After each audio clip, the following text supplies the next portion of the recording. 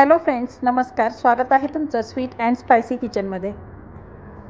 आज मी सकाळच्या नाश्त्यासाठी अगदी पोटभरीचा पदार्थ तयार केला होता. तो पारंपरिकसुद्धा आहे व एकदम पौष्टिकसुद्धा आहे. आज मी तयार केले होते बीटरूटचे थालीपीठ. हे थालीपीठ चवीला खूप टेस्टी असे लागतात. चला तर मग आपण बनवूया आजची रेसिपी. इथे मी 3 चमचे म्हणजेच 3 वाट्या ज्वारीचं पीठ घेतलेलं आहे. तसेच आपल्याला 3 वाट्या गव्हाचं पीठ घ्यायचं आहे. आपण जेवढं ज्वारीचं पीठ घेतलेलं आहे तेवढंच गव्हाचं पीठ आपल्याला मिक्स करायचं आहे. क्वांटिटी तुम्ही कमी जास्त करू शकता. आता याच्यामध्ये आपल्याला 1 चमचा ओवा हातावरती क्रश करून घालायचा आहे. उन्हाळ्यामध्ये सकाळीच असा पोटभरीचा नाश्ता केल्यानंतर दुपारी कमी भूक लागते. उन्हामुळे दुपारचं जेवणसुद्धा जात नाही. आता याच्यामध्ये मी 1 चमचा जिरा पावडर घातली आहे, 1 चमचा धने पावडर घालायची आहे, 1 चमचा लाल मिरची पावडर घालायची आहे. तिखट तुम्ही तुमच्या आवडीनुसार कमी जास्त करू शकता. 1 चमचा आलं लसणाची पेस्ट घातली आहे व 1 मोठा कांदा मी बारीक चिरून घेतलेला घातला आहे. आता याच्यामध्ये आपल्याला 1 वाटी पालक घालायची आहे. पालक मी स्वच्छ धुवून बारीक चिरून घेतलेला आहे. तसेच इथे मी 2 ते 3 बीट याप्रमाणे किसून घेतलेले आहेत. ते मी याच्यामध्ये घालणार आहे. तुम्हाला पालक याच्यामध्ये नसेल आवडत, तुम्ही नाही घातली तरीसुद्धा चालेल. फक्त बीट घातलं तरीसुद्धा चालेल. चवीप्रमाणे मीठ घालायचं आहे. आता हे सर्व साहित्य आपल्याला व्यवस्थित असं मिक्स करून घ्यायचं आहे.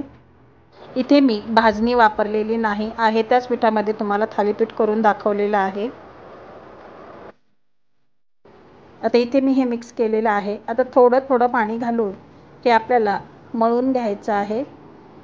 आपण चपातीसाठी वगैरे पीठ करतो त्याच्यापेक्षा थोडंसं घट्ट पीठ हे आपल्याला मळून घ्यायचं आहे. कारण हे पीठ आपण थोडा वेळ ठेवल्यानंतर परत सैल होतं, त्याच्यामुळे मळते वेळी हे पीठ घट्ट असंच मळून घ्या. तर इथे मी हे पीठ आता मळून घेतलेलं आहे, तुम्ही पाहू शकता. आता आपण याचे थालीपीठ तयार करून घेऊया. थालीपीठासाठी इथे मी 1 कपडा ओला करून पोळपाटावरती घातलेला आहे, त्याला पाण्याचा हात लावून घेतला आहे. आता आपण जे पीठ तयार केलं आहे त्यातील 1 गोळा घ्यायचा आहे. याप्रमाणे थोडासा हातावरती थापून घ्यायचा आहे. आता पाण्याचा हात घेऊन हे थालीपीठ आपल्याला या कापडावरती थापून घ्यायचं आहे. आपण जे लाटून थालीपीठ करतो त्यापेक्षा याप्रमाणे थापून जे थालीपीठ केले जातात याची चव काही वेगळीच लागते.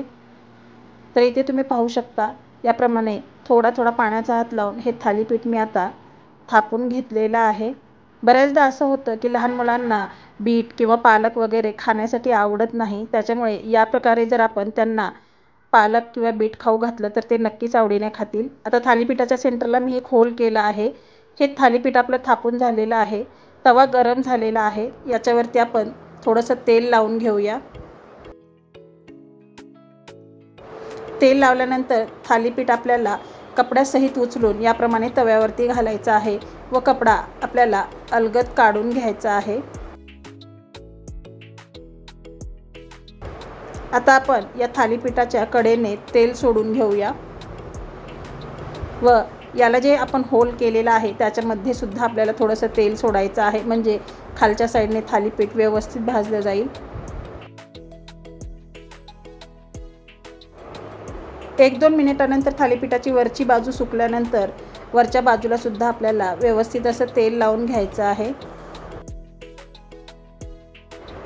आता आपण थालीपीठ पलटवून घेऊया. हे थालीपीठ आपल्याला मीडियम फ्लेमवरती आलटवून पलटवून छान असं खरपूस भाजून घ्यायचं आहे. आता वरच्या सुद्धा साईडने मी थोडंसं तेल लावून घेणार आहे.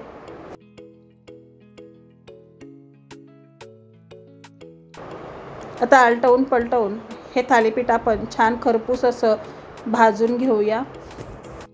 हे बीटरूट थालीपीठ एकदम पौष्टिक असे आहेत. तुम्ही लहान मुलांच्या डब्यासाठी वगैरे सुद्धा तयार करून देऊ शकता. हे बीटरूट थालीपीठ बनवायला अगदी सोपे आहेत व झटपट बनवून तयार होतात. तसेच हे थालीपीठ एकदम पौष्टिक असे आहेत व घरातील लहान मोठे सर्व आवडीने खातील इतके छान असे बनवून तयार होतात. आता इथे हे थालीपीठ आपलं भाजून तयार झालेलं आहे. आपण हे काढून घेऊया. तर अशा प्रकारे आपले हे खमंग व पौष्टिक असे बीटरूट थालीपीठ बनून तयार झालेले आहेत.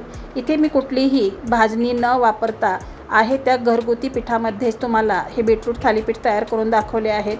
हे बीटरूट थालीपीठाची रेसिपी तुम्ही नक्की ट्राय करा. तुम्हालासुद्धा खूप आवडेल. तसेच लहान मुले किंवा मोठे सर्व आवडीने खातील. तुम्हाला आजची ही रेसिपी कशी वाटली हे कमेंट बॉक्समध्ये मला नक्की कळवा.